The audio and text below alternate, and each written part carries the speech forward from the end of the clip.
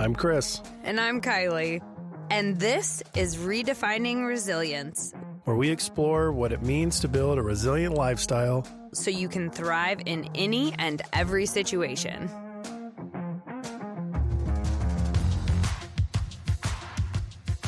All right, welcome back to Redefining Resilience. Aloha. Aloha. I was just on a flight and I was looking at To Hawaii? but where you can track where you are in like above Earth, right? On the screen. Yes, thank you.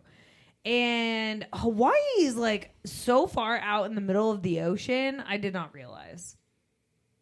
So I just watched this visual go around and around and around and show a picture of the globe, and I just kept watching.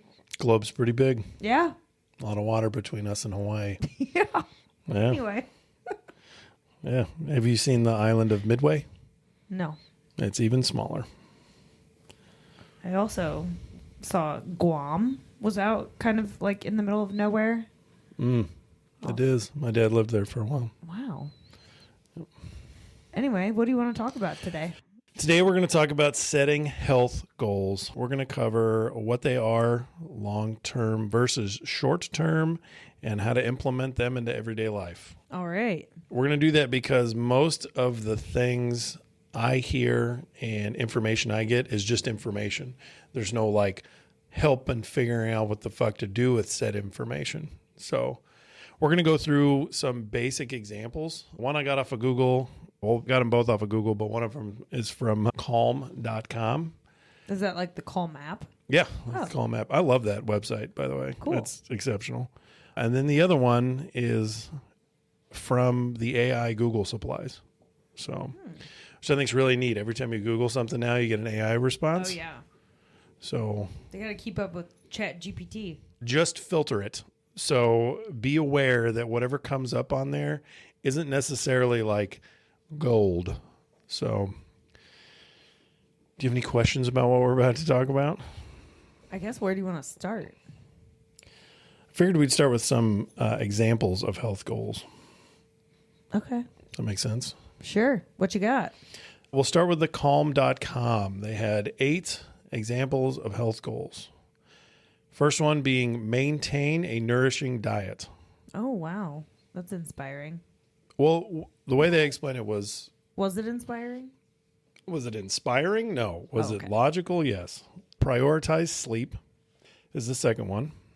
Stay hydrated is the third. Tend to your mental health. Manage stress and anxiety.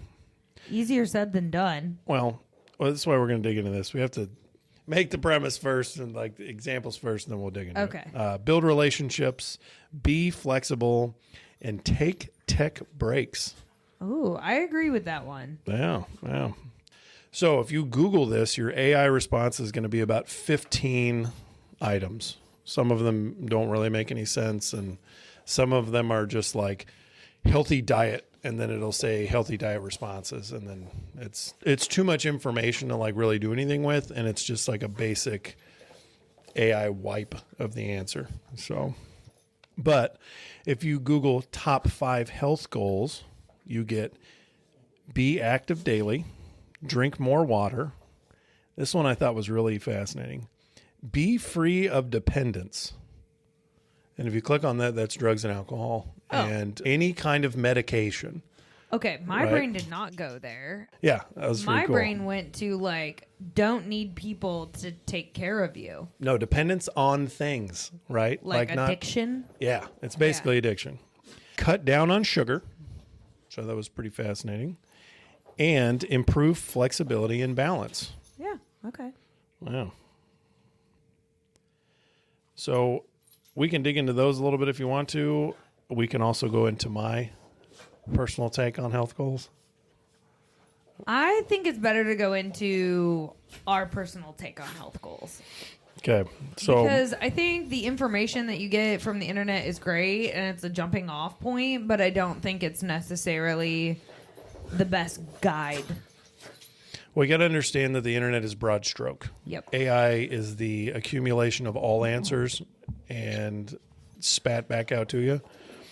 So we have the 8 examples from calm.com, the 15 arbitrary ones from Google we won't go over, and the top 5 health goals from Google.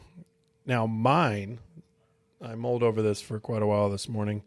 What would I give somebody if I could say the top 5 health goals that would be beneficial for you to implement, and how we could talk through how to implement them?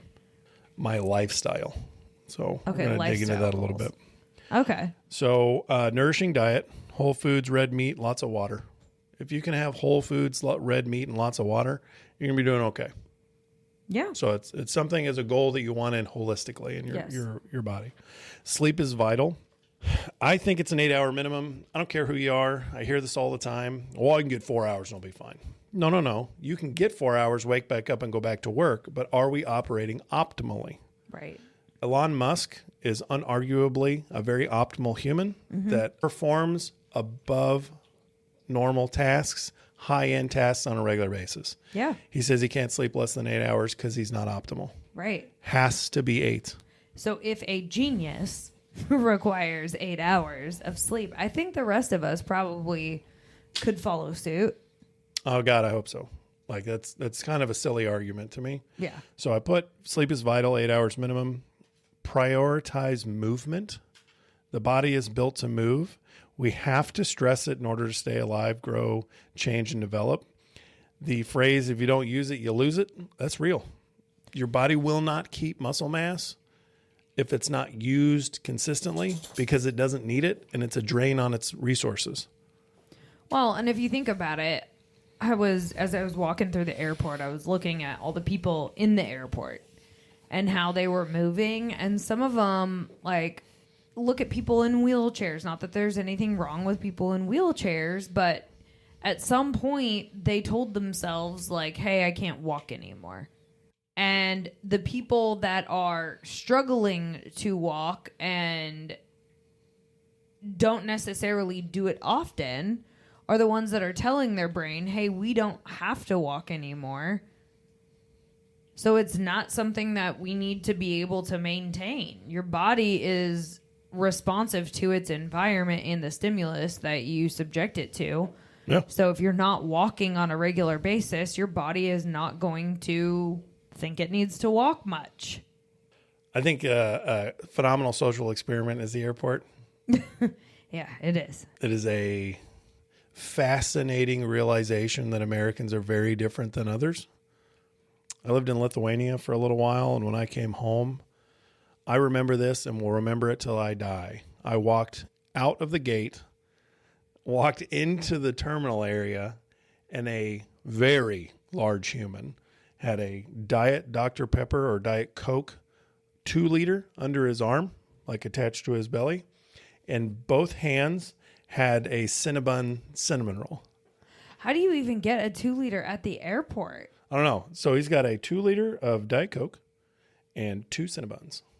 Altogether, you're probably looking at like, I don't know, 20,000 calories or something crazy like Coke that. Coke or Diet Coke? There's Diet Coke. So 0 calories. Okay, 0 calories. Okay. Don't exaggerate. So what is it? 6,000 calories, 8,000 calories of Cinnabon? I mean, it's like huge. I don't even, I've never eaten one, so I don't know. It's probably the equivalent of a half a loaf of bread. I know.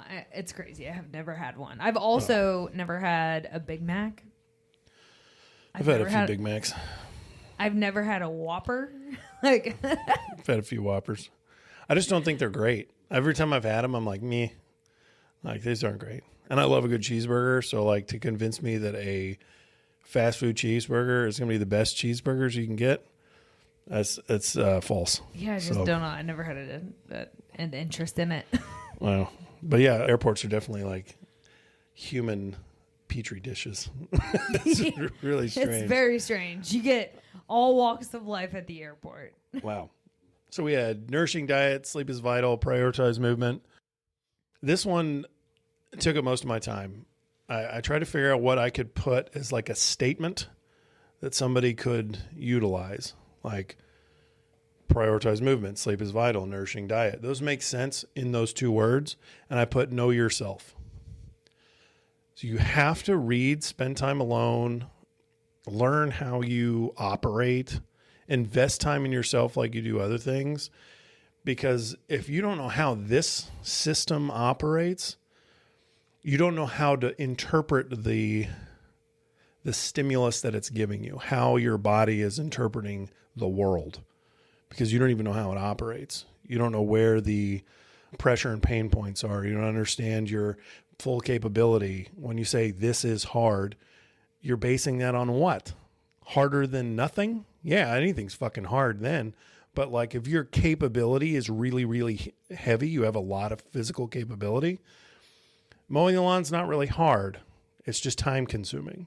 So then you can reframe it and you can actually live in a world that's reality as opposed to emotional. So you have to know yourself. That is absolutely vital. I know a lot of people, like when we started our core values communication or talks, it was, I mean, how many people know their core values? That's yourself, man. If you don't know you and what sparks interest or time or effort or passion in yourself, how can you work through all of that the world's throwing at you? You'll just be blown around like a leaf.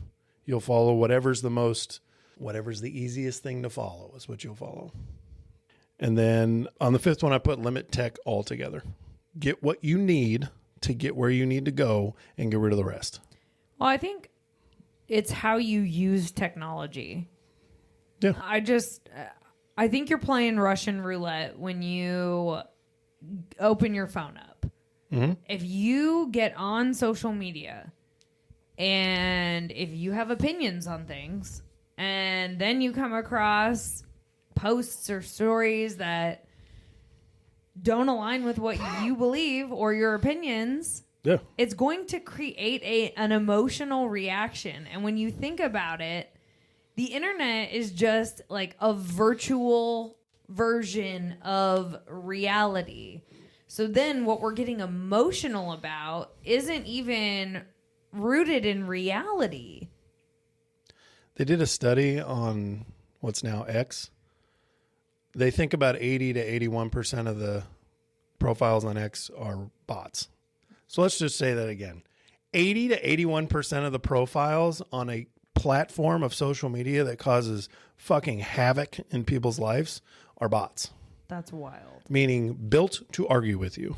Yeah. And it also is built to create viral content. Yeah. That we then get in our news feeds and get worked up about. And I mean, it really is a potentially unhealthy habit. Quickly. And so it's really important because that algorithm is only feeding you information that you're interested in. So if you take an interest in the, controversial posts, it's going to give you more of them. And then you're going to have even more emotional reactions because they want to give you what you want. So what I want is just a bunch of Frenchie videos, honestly. They make me laugh and they're happy. Oh, yeah. But no, really, I start to, every time I get on there, if something gives me an emotional reaction, I will unfollow. I have no qualms about unfollowing people or profiles that are causing me to lose my peace. Well, we have this irrational thought process, too, that we're going to change people's opinions through arguments on social media. If you go to my Facebook, I think I've got like 11 friends on it. Maybe. It's not 100, I don't think. I think you probably do. If it's 100, that's by accident. I think I have 200 people that have sent me friend requests. I have to flick my finger on my phone like 6 times to get to the bottom of the requested invites. And it's like, I don't care. I don't care enough that I went down that Facebook rabbit hole for several years. And it was like every day there was an argument. Political, emotional, social, religious. It was an argument. I'm like, why the fuck am I wasting my time doing this? I spent 45 minutes reading about somebody's version of something I don't agree with, and it doesn't affect me at all. I know. I go down the same rabbit holes. It's super unhealthy. Well, it's just we only have so much emotional power, and we only have so much energy. And what are we giving our energy to? Yeah. Then, if you want to get real weird with it, what kind of energy are we asking for by putting that shit out there like that? If we put anger, frustration, and anxiety out into the world, it's a no-brainer. We get anger, frustration, and anxiety back. Yeah. And we've created this perpetual loop of nonsense. And then what do? Oh, my God, my world sucks. It's the worst thing ever. The world's going to hell in a handbasket. No, Sally, you just keep looking at for reasons that the world's going to hell in a handbasket. Yeah, confirmation bias at its finest. That's why I landed on limit tech altogether. Yeah. Tech is phenomenal. I love technology. If it didn't exist, we wouldn't have a job. We meet with people all over the fucking world. Absolutely. And on a consistent basis. We have this podcast. I'm holding a remarkable, like, we're being filmed. Like, all of this stuff could not happen without tech. Our clothes we're wearing couldn't happen without the tech that exists. Mm-hmm. So, like, we are extremely benefited by the increased technology in the world, but we also have to be very, very smart and limit it because it becomes a dragon very fast. So, well, the problem is that it can activate our limbic system, which then puts us into stress mode, and our fight or flight mechanism goes off, and for no reason. Yeah. It's not even real things that are happening. I mean, if you think about it, we wouldn't know anything about politics if we had no social media. Very little. Whatever's written in the newspaper. And yeah. I remember being in high school and college and not knowing shit about politics. Like, nothing. Yeah. Because I never watched the news. I didn't have time for TV. Social media was barely a thing, and that was really just to, like, see what everybody did over the weekend with their photos that they posted.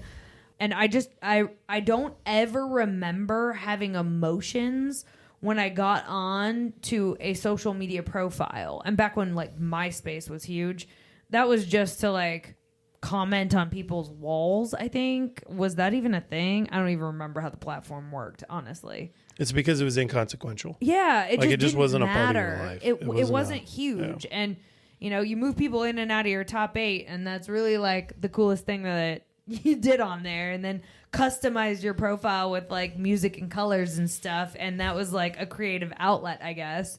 But yeah, I don't ever remember being, like, emotional about politics and just people's opinions constantly being broadcasted out there.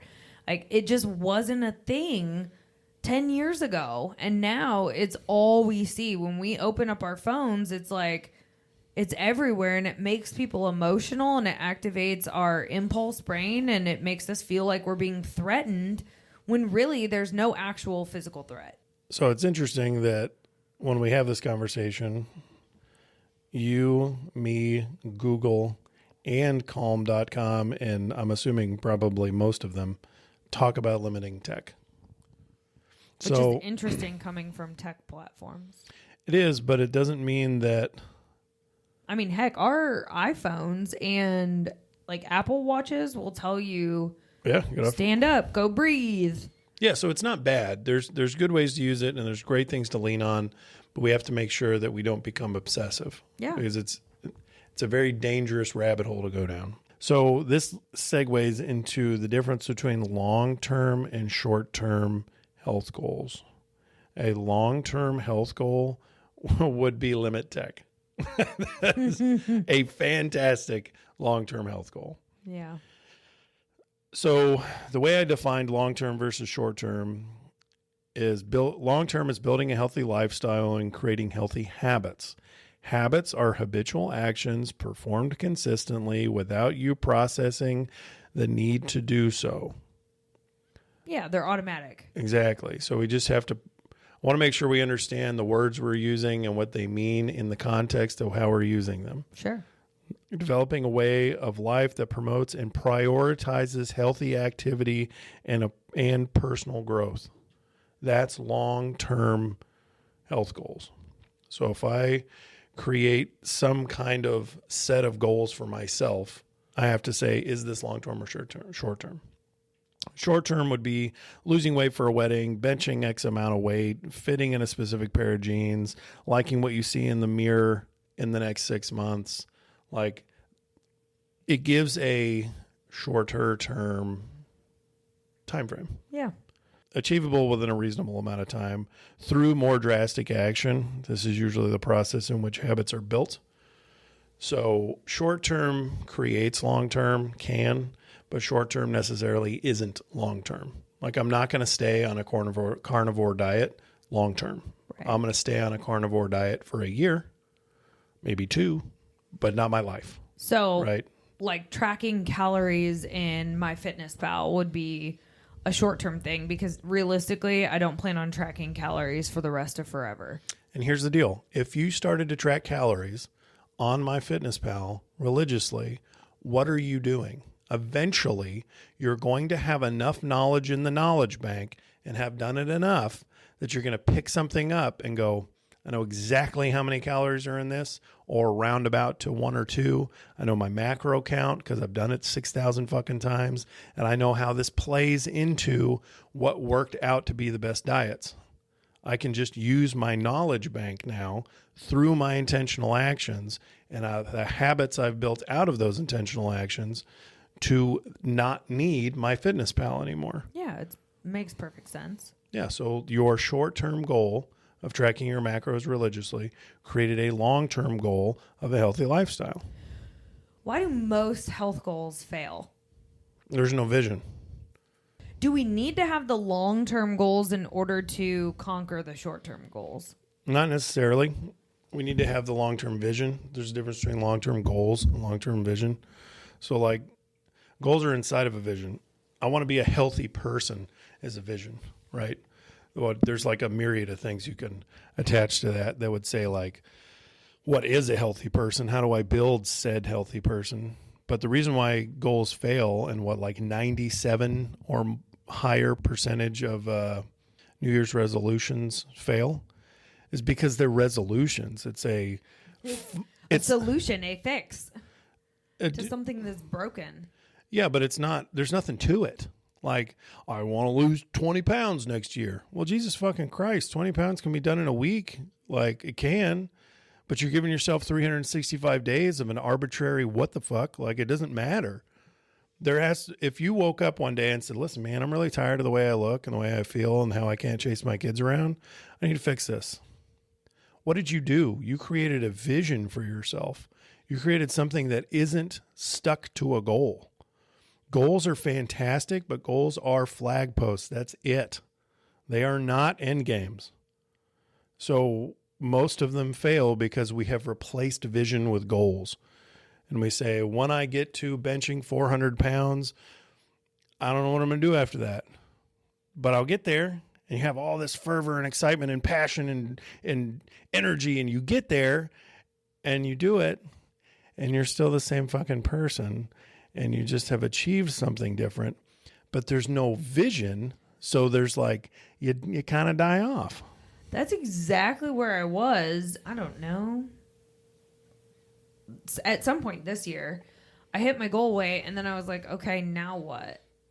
Mm-hmm. I didn't know what to do because this whole, like, for the last 10 years, I've been chasing this goal weight. And then once I actually hit it, I don't know if I self-sabotaged or what, but I then gained some more weight back. So now I have to re-hit the goal weight. It's because there's nothing behind it that has substance. Yeah, it was kind of an arbitrary number that I thought I should weigh. And you can't continuously lose 10 pounds because you'd waste away to nothing. So, like, the goal doesn't mean anything because the goal is not attached to something bigger. So what could the something bigger be? I want to be the healthiest version of myself until I die. Okay, that's fair. Like, mine is I want to be the strongest version of myself mentally, morally, physically, and emotionally. Okay, everything I do should have to fall into that. I want to be the hottest version. Well, hot is arbitrary. It's not to me. Well, you'd have to define hot then, right? Hot to who? Have you seen what Indians, the Indian culture, men murdered themselves over? The woman they murdered themselves over? No. She's about as round as she is tall, and she has a unibrow. She only wore headdresses that showed her face, and it looked like a complete circle. She looked like a turtle. And men murdered themselves over her because she was the most beautiful person in India. What? So you have to make some kind of structural programming for this. You have to build the house of your vision. You don't have a house, and where the fuck are you headed? You're headed there. So I have to define what hot means. To you. Yeah. In an in-depth way. It has to make sense, and it has to touch every aspect of your life. I want to be the strongest version of myself mentally, morally, physically, and emotionally. Meaning I have to challenge myself mentally, physically, morally, and emotionally. There's no way I won't grow and become stronger in one of those aspects. Right? How are you challenging yourself emotionally? Not crying as much? Oh, it ends up making me cry more, probably. Being in touch with it, understanding it. Why does it make me cry? Why does it make me angry? Why do I get... Mindfully crying. I am in present. I'm in this present moment while I cry. You're in your crying era. Right? No, you just have to have a vision. That's why even long-term goals, like when somebody sits down and they're like, I've never ran before and I want to run 20 marathons in a year. I love huge goals. I think huge goals are awesome, right? But huge goals that are not realistic are very demoralizing. Why? Because you can't achieve them. It's too far out in the distance. So if you're not running today and you decide like, oh, I want to run 20 marathons, well, maybe we should start at 1 and maybe 20 is the goal 5 years from now. We can. So we can start with 20 marathons, and here's why. Because you have to establish the bigger vision first, and 20 marathons in a year is arbitrary. It doesn't matter anymore. If we have a bigger vision to be something bigger than the 20, what are the 20 marathons building? Who is that person? What does that person want? How does that person live? You have to build that first, and then the 20 marathons happen, right? Like those just are a part of that person's life. So how do we build the marathon guru, right? That's the vision. That's the cool shit. So that's the next statement is, well, what's the difference between goals and vision? So I think you answered that. Yeah. So because we went down this rabbit hole, I have to ask you a couple questions. Oh, God. I love this. The interview style is my favorite. What are your health goals, long-term and short-term? To be the hottest version of myself. So we talked about this recently, and really I want to have the body I had before I started drinking alcohol. Okay. Why? Because I felt my healthiest. I was fit as fuck, very, very active. I mean, I was doing box jumps like 3 feet high during practices, and I don't ever remember getting tired. I felt like I had all the energy in the world. I was lifting weights. I was doing cardio, no problem. I really enjoyed working out because I had my teammates. I played softball. Yeah, and then I feel like it all kind of went downhill once I went to college and started drinking. So there's a lot of variables in that, right? I worked out all the time, had an active lifestyle. I played a sport. I was surrounded by my friends. Didn't have a career. You didn't drink. You weren't an adult. You didn't have dogs. You didn't have a husband. You didn't have an office. Or bills. You didn't have all these things. So like you can't revert to that because it's an impossibility, meaning your brain already understands that going back to equals impossible. Are there any recreational softball teams I can join out there? So what we have to do is repeat the processes that are repeatable. Yeah. So working out all the time means what? I mean, lifting for sure, walking. What did you do when you worked, quote unquote, worked out all the time? Oh, we had strength sessions and we had conditioning and we had practice. So I was in the weight room lifting, and then we would do sprints and drills, and then we did practice, like actually played the game. So you had technique work. And game time. Technique work. Yes. And you had strength training, cardiovascular training. So we can add in strength training and cardiovascular training easily. And to make up for technique work is brain work, is hand-eye coordination. So how do I get my body to do said thing quicker, faster, and more efficient, right? I guess efficiency is quicker and faster. But how do I get my body to perform more efficiently?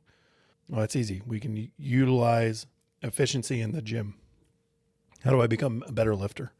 Needs to be in replace of. And then we build the vision of that human. What does that human look like? How does that human go from day to day? When does that human wake up? How does that human eat?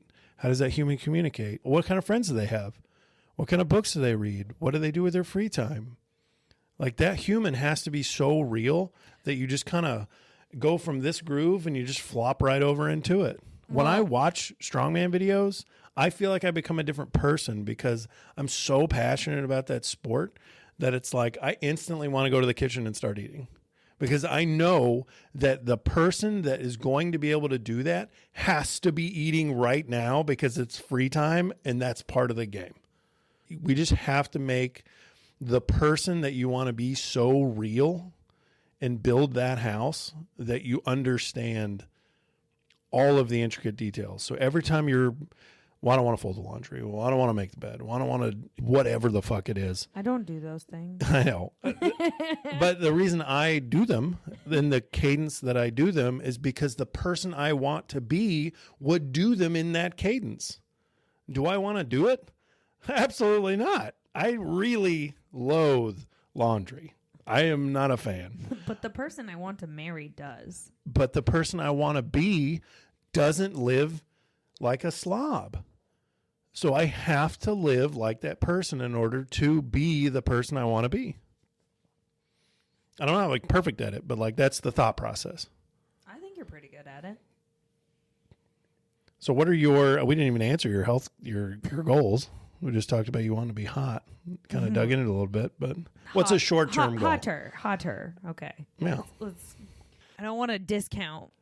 Oh, you can't. My hotness. You're super hot. It's impossible to discount it. So short-term goals. Short-term goals are, I have a goal weight. Okay. And I'd like to weigh that goal weight by our wedding, which is Labor Day weekend next year. And I'm not really attached to the number on the scale. It's more so I think that weight would be the healthiest weight for me. Okay. But again, not attached to it because I know that if I gain muscle, I can expect that my weight might go up a little bit. Do you want me to lean into this at all? Sure. You've already defeated your process from the beginning. Okay. So you said, I want to weigh a different weight by my wedding. Yeah. But it's okay if I don't weigh that weight by my wedding because there's all the other variables that are going to come into it. No. So it doesn't really matter because I don't think the weight, I'm not saying the weight doesn't matter. It's more so like I want to be toned, but I don't know how you quantify that other than like having X% body fat, which I don't know what that number would be. So the only metric I can really like say that I have a concept of is weight. But I've also been heavier than that weight and felt more toned and fit. So by using those, create an average. Yeah. So I think, yeah. So I don't know. You do know. I have the number in my head. Yeah. Awesome. That's your number. Okay. Cool. I knew I needed to be 320 pounds if I wanted to be where I wanted to be in strongman. That's a number. Yeah. So there's like a huge amount of things that can go involved in that. There's a guy named Mariusz Pujanowski that's like fucking absolutely shredded and 300 pounds. He's like one of the lighter strongmen, but he's absolutely incredible. I could use that as a variable, but we just have to give ourselves some kind of quantitative goal, right? Something that we can put down on paper that we can follow, because otherwise we become arbitrary with our process of achieving it as well. Yep. So I'm not shitting on your parade or anything, but this is what we have to do when we bring a new client in. Yeah. This whole process. So, that makes sense. So go weight by wedding. Yep. Second one. The second one is more like lifestyle things. Like I want to have habits developed. Okay, like what? Working out very consistently, strength training 3 times a week. That's it. That's a goal. Boom. You've listed something you want. Yeah. You listed the frequency. Now we need duration. So working out 3 times a week for how long? The rest of forever? No, each workout. Oh, however long it takes to get the workout done that you programmed for me. Well, that's why your workouts take an hour and a half to 2 hours sometimes. Well, So we need to really nail 1 that hour. in. Okay, 60 minutes. Yeah. So well, 3 that's times what a I week have- for 60 minutes. That's what I have blocked on my calendar, and we get it done pretty consistently within that hour. Do you have any more short-term goals? Yes, I would like to get 10,000 steps in each day. That's good. All right, because then you can take 10,000 and you can look at what you actually did. Well, and you can say I missed it or I beat it. And I've tracked. I looked at my data on my phone, and obviously there's some nuance there because there's days where I didn't wear my Apple Watch or something. But my average last year for steps was like 3,500 a day on average, which was very, very low. Yeah. And I was on heavy Zoom meetings, not really consistently working out. So it makes sense that was really low. And then this year, my average has been 5,000 steps a day. So the next benchmark that I'm trying to attain consistently is 7,500 steps a day. And then keep working my way up to 10,000. So is your goal 10 or 7,500? Well, right now it's 7,500. Okay.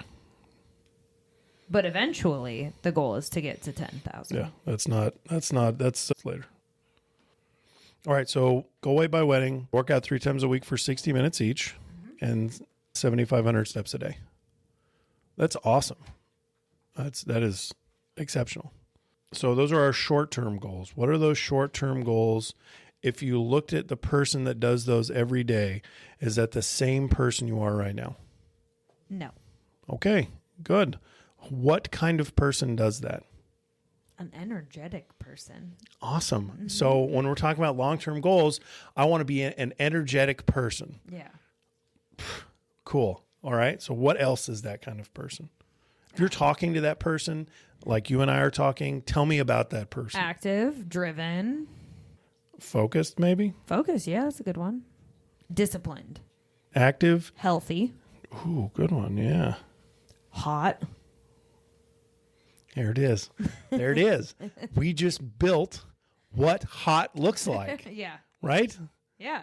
Like, how cool is that? We just took hot, quote unquote, and broke it down into a hot person. Your version of a hot person, my version of a hot person. Active, driven, energetic, focused, disciplined, and healthy. And to be all of those things, that person would have a goal weight that they maintain. Yeah. They would have a 3 times a week at the gym for 60-minute activity schedule. And they would walk a minimum of 7,500 to 10,000 steps a day. Correct. So we created goals that are inside of a vision. You created the vision of an active, disciplined, energetic, focused, disciplined, and healthy individual. Now what we can do is plaster that vision over everything, every decision we make. When we're on our way home from the airport, what does a active, driven, healthy, energized, focused, disciplined person eat? What do they do? How do they act? How do they communicate? What do they do? What is that kind of person? How do they process their information? I try to think, what does a strong man do? How does a strong man deal with this? How does somebody at the peak of their game, the strongest human on the planet, how do they operate? What is their day-to-day actions? What is their mentality behind setbacks? What is their mentality behind successes? Because if I want to be that person, I got to fucking be that person. You know, I think we've fed ourselves this lie when it comes to health goals that like we can just arbitrarily set said thing in the future, thumbtack it to the wall, and we're going to make it. The problem is we're not that person. If we're not that person, we can't do these things. So we have to first find out what that person would be like, understand how we can become that person in the discrepancy of where we are versus it. And then we can start building some processes. That was like really in depth. That was way more than I thought we were going to get out of that. Well, good. How do these goals affect your decision making? I think it should really make it easier, because now that you've put that filter on everything, it's like, all right, now when I have a 30-minute break in my calendar, I have to think, what would the hottest version of me do right now? Would it be go socialize with my teammates, or would it be take a few laps around the building with my teammates? What did you... If you're talking about emotional, that shit gets me emotional. What you did right there was used your vision as a filter to live a better life. You applied it. That's it, man. That's the key to life. That's the secret right there. Yeah. How's the next question is, how do you implement in your daily life? I think we just answered that. Just solve that one. So what does your journey look like now? Like at this current moment, or how do I get there? Now that we've gone through this and we've established your short-term and long-term goals, your vision and your goals inside of that, what does your journey look like now? I think it's a little easier. I think it makes some of the noise a little bit quieter, because I think it's easy to get overwhelmed with all of the shit being thrown at us about, try this vitamin, or you need this supplement, or you need this diet plan, or you have to be keto, or you have to be paleo, or how about Mediterranean? It's like, fuck, man. Yeah. Like, I don't even know what I'm supposed to be doing, but if I then just put this filter over things, it's like, okay, what would the healthiest, hottest version of me be eating right now? And it's pretty simple. It's single ingredient foods, like salmon, steak, eggs, broccoli, potatoes, rice. Like, all of those things have one ingredient. Yeah. So I think, a multitude of nutrients. Yeah, and nutrient dense, and when you put them on a plate together, they're colorful. So I think it's very simple, and it doesn't have to get complicated with the noise. It's simple, but we just overcomplicate things because we want an easier answer, I guess. And I think we it takes effort. I think that's it right there. I think it's not that we overcomplicate it because we want an easier answer. We overcomplicate it so we can tell ourselves it's too hard, so we don't do it. 100%. Fitness is easy. Fitness has been easy forever. If fitness wasn't easy, we'd have had fat people for the whole entirety of time, and we have not. The easier our life becomes, the harder it becomes to do hard things, and that's okay. I'm never going to say that we should get rid of all technology. I'm never going to say we should get rid of all modern conveniences. I fucking love modern conveniences. The genius that created pumpkin spice lattes, I need to give that person a high five. That is the greatest fucking drink ever made. Do I want to get rid of that? No. Is it healthy? No. But do I live a great lifestyle that allows me to stay in shape, do things, reach my goals, acquire my vision, and occasionally indulge in a pumpkin spice latte? Like the basic bitch you are. Right? Amen. Yes. Right? We do. So because we live this lifestyle of convenience, it doesn't mean we are not able to do hard things. It's just that it tends to look a little harder when you start. But it is easier. It's easier because you create a vision for yourself. When you create a vision for yourself, you give yourself a filter. The problem with no vision is that goals are unfiltered. Goals don't have anything around it. I cannot tell you how many guys I've worked with out in the gym that are like, once I get to 400 pounds, man, it's going to be fucking great. All right. I'm not excited about your goal because your goal doesn't get you anywhere. It just puts more weight on a bar, and then you're going to reach it because most of us will. And then what? I get excited about the huge goals because we have to create a different person, right? Like if your goal is like just 100 pounds away, 200 pounds away, like we're going to get there really quick, man. Like there's a ton of shit we can do to make that acquirable quick, especially if you have time. The more time you have, the quicker we're going to get there. But if you're like, I want to run 20 marathons in a year, just the mental fortitude it's going to take to get through that kind of punishment of doing one from coming from doing none is going to be profound. To do 20 of those bitches, you're going to be a different person. You're going to be a different person when you come out on the end of that, and probably every single marathon up and through, but you're definitely going to be a different person to even start the journey. To take the first step in the first race is going to be a different person than you are now. Well, and I really think the hardest part is that we have to change our habits. We have to change the little things, and it's a culmination of the little things. I do have a lot of people that'll sit down and they're like, I want to change all these big items.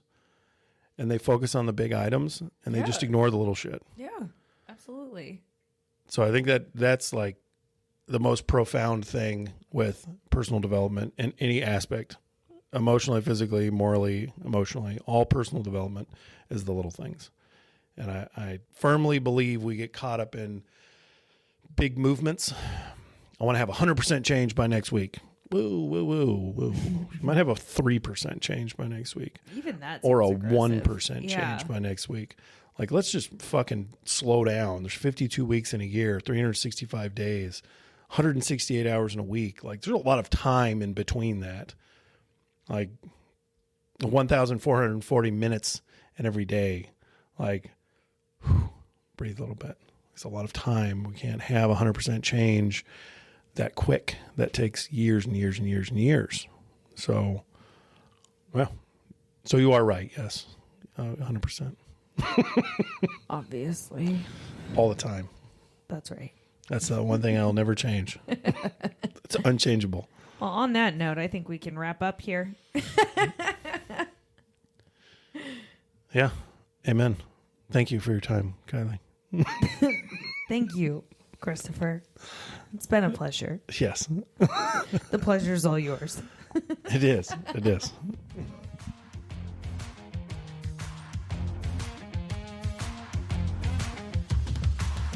Thanks for listening to Redefining Resilience. To learn more about building your mental and physical readiness, check out odysseyresilience.org. And follow us on Instagram, LinkedIn, and TikTok.